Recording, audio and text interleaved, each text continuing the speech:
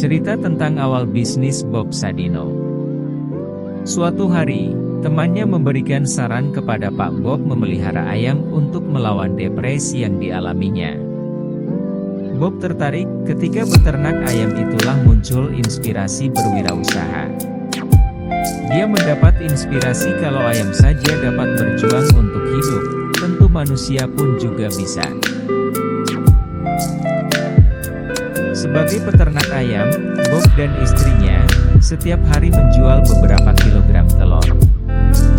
Dalam waktu 1,5 tahun saja, dia dan istrinya memiliki banyak langganan, terutama orang asing. Hal ini dikarenakan mereka fasih berbahasa Inggris. Pada saat itu, Pak Bob dan istrinya tinggal di kawasan Kemang, Jakarta, di mana terdapat banyak menetap orang asing. Banyak tantangan yang mereka hadapi, bahkan terkadang pasangan tersebut dimaki pelanggan. Namun mereka berkaca pada diri sendiri, memperbaiki pelayanan. Perubahan demi perubahan pun terjadi pada diri Pak Bob, dari pribadi feodal menjadi pelayan.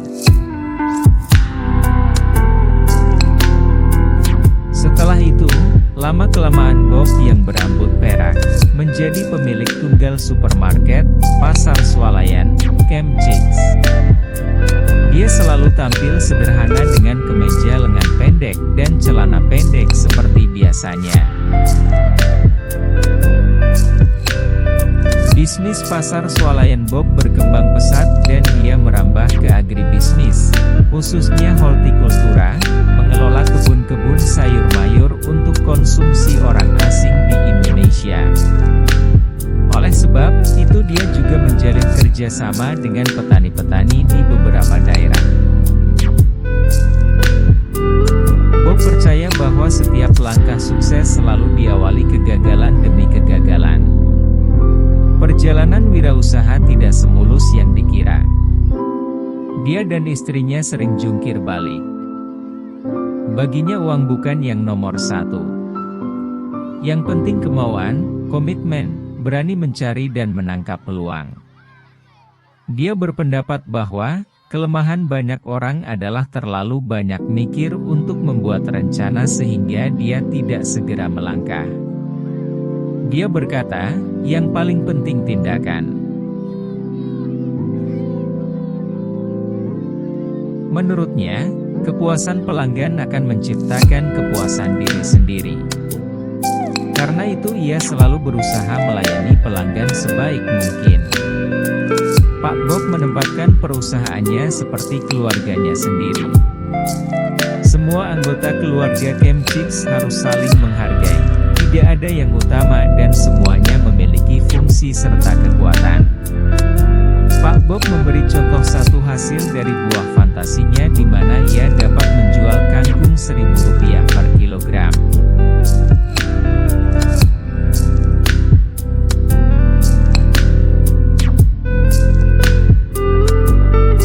Para pegawainya biasa memanggilnya Om Bob.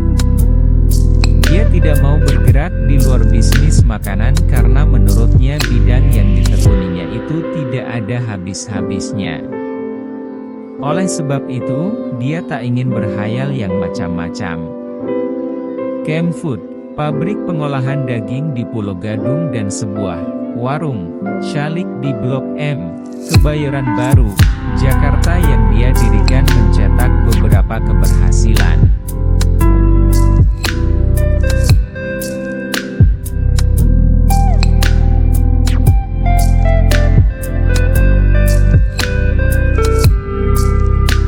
Catatan awal 1985 menunjukkan, rata-rata per bulan perusahaan Pak Bob menjual 40-50 ton daging segar, 60-70 ton daging olahan dan 100 ton sayuran segar.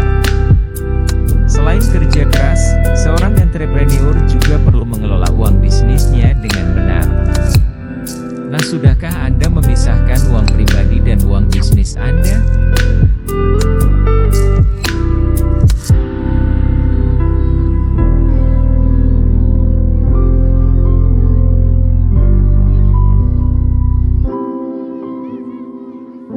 Kata-kata Bob Sadino, istilah goblok yang mendunia.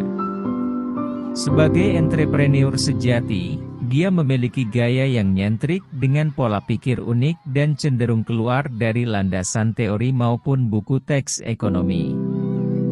Pengusaha sukses dengan ciri khasnya mengenakan celana pendek dan kemeja itu akan sangat dirindukan oleh banyak orang setelah menutup usia pada hari Senin, 19 Januari 2015.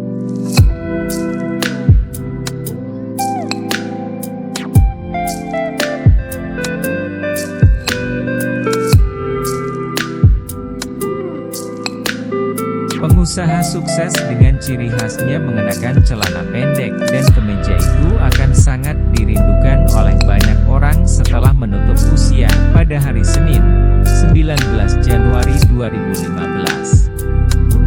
Bagaimana tidak, Pak Bob biasa memberikan inspirasi hebat bagi para generasi penerus bangsa yang ingin menjadi pengusaha sukses. Bahkan, uniknya, saat memasuki tahun 2012, Pak Bob sempat meluncurkan berbagai buah pemikirannya yang dikenal dengan nama Goblok Management ala dirinya.